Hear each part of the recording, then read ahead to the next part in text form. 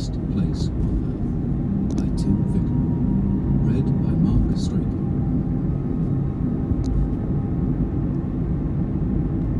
Chapter 1. Two Ships. The race began in the summer of 1910. On June 1st, in London, a black ship, the Terra Nova, went down the River Thames to the sea. Thousands of people stood by the river to watch it. They were all excited and happy. On the Terra Nova, Captain Robert Fulton Scott smiled brightly. It was a very important day for him. He was a strong man, not very tall, in the blue clothes of a captain. He was 41 years old, but he had a young face.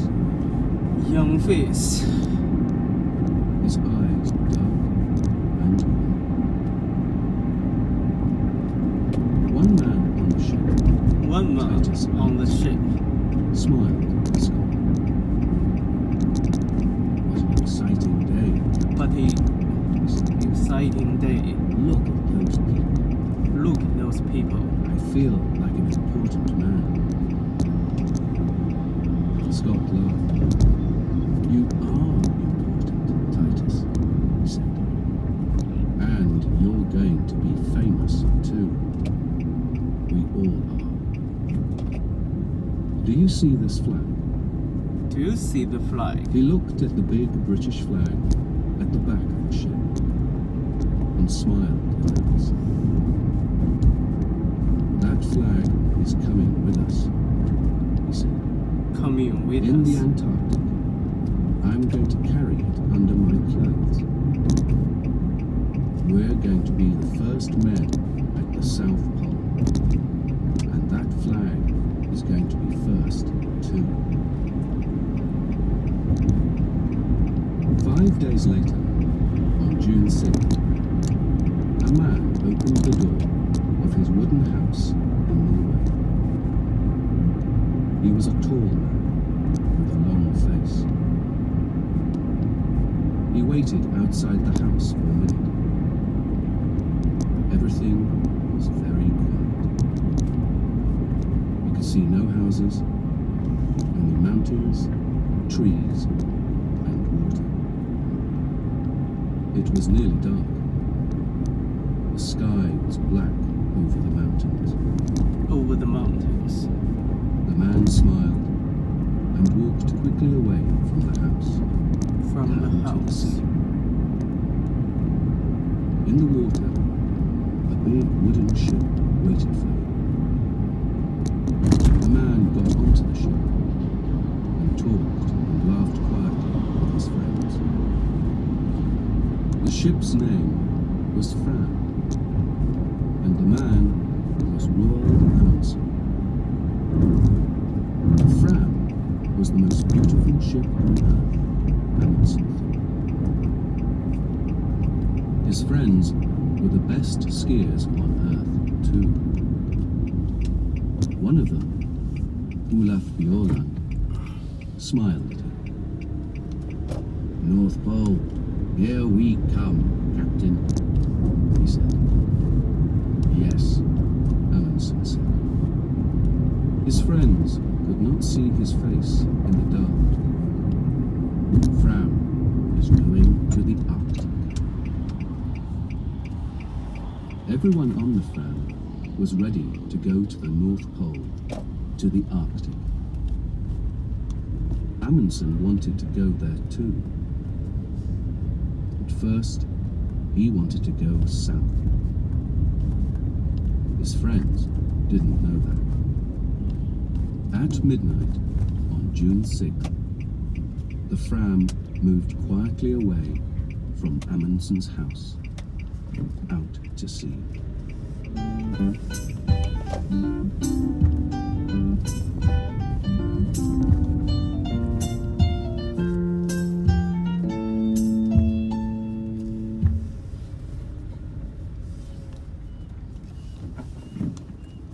Chapter 2. The Race. The Fram went to an island in the south of Norway. It was a very little island, with only one small wooden house, 2 trees, and nearly 100 dogs.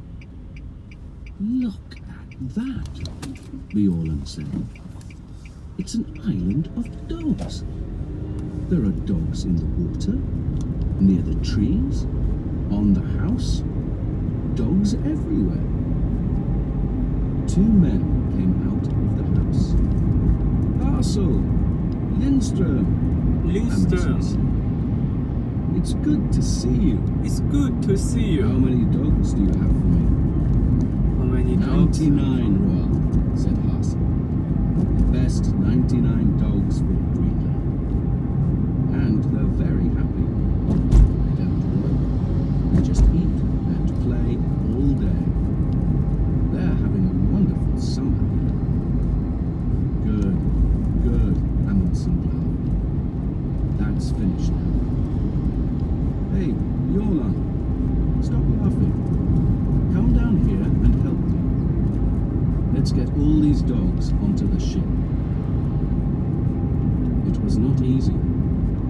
The dogs were fat and strong, and they didn't want to go on the ship. But at last, after 3 hours hard work, all 99 were on the ship, and the Fram went out to sea again. The men were not happy. The weather was bad, the dogs were dirty, and some of the men were ill. They began to ask questions. "Why are we bringing dogs with us?" asked one man, Johansson. "We're going thousands of kilometers south, past Cape Horn, and then north to Alaska. Why not wait and get dogs in Alaska?" "Don't ask me," said his friend Helmer Hansen. "I don't understand it." The men talked for a long time. Then, on September 9th, Amundsen called everyone to the back of the ship. He stood quietly and looked at them. Behind him was a big map. It was not a map of the Arctic. It was a map of Antarctica. Bjorland looked at Helmer Hansen and laughed. Then Amundsen began to speak. "Boys," he said, "I know you are unhappy. You often ask me difficult questions, and I don't answer. Well, I'm going to answer all those questions now, today. We began to work for this journey 2 years ago. Then, we wanted to be the first men at the North Pole. But last year, Harry, an American, found the North Pole. So, America was first to the North Pole, not Norway. We're going there, but too late." "I don't understand this," Bjorland thought. "Why is Amundsen talking about the North Pole, with a map of Antarctica behind him?" Amundsen stopped for a minute, and looked at all the men slowly. No one said anything. "We have to go a long way south before we get to Alaska," he said. "Very near Antarctica, you know. And Captain Scott, the Englishman, is going to the South Pole this year. He wants to put his British flag there. An American flag at the North Pole, a British flag at the South Pole." Bjorland began to understand.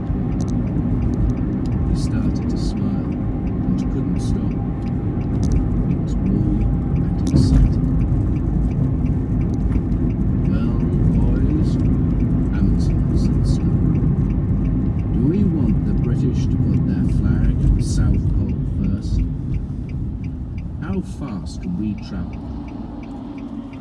We have a lot of dogs, and some of the most wonderful skiers on earth.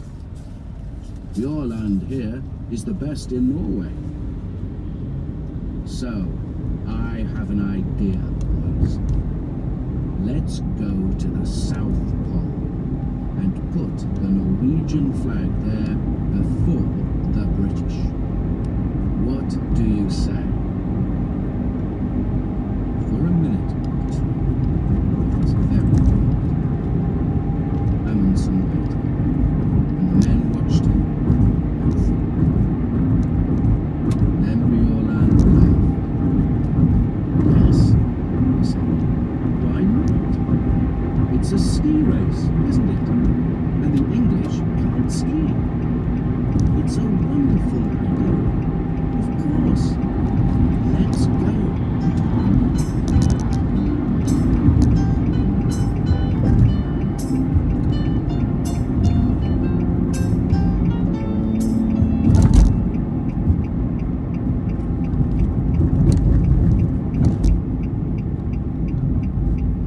Chapter 3. The Ponies. On October 27th, the Terra Nova arrived in Wellington, New Zealand. When Scott came off the ship, a newspaper man walked up to him. Captain Scott, Captain Scott, can I talk to you, please? He said. Scott stopped and smiled. Yes, of course, he said. What do you want to know? Are you going to win? The man asked. Win? Scott asked. Win what? Win the race to the South Pole, of course, the newspaper man said. It's a race between you and Amundsen now. Look at this. He gave a newspaper to Scott.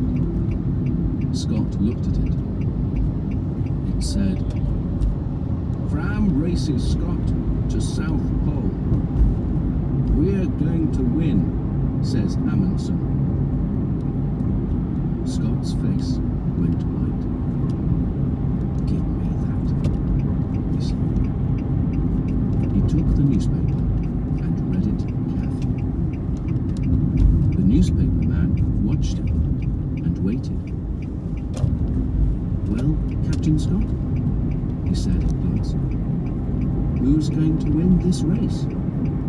Tell me that. Scott looked at him angrily. This is stupid, he said.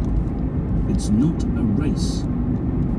I came here to learn about the Antarctic.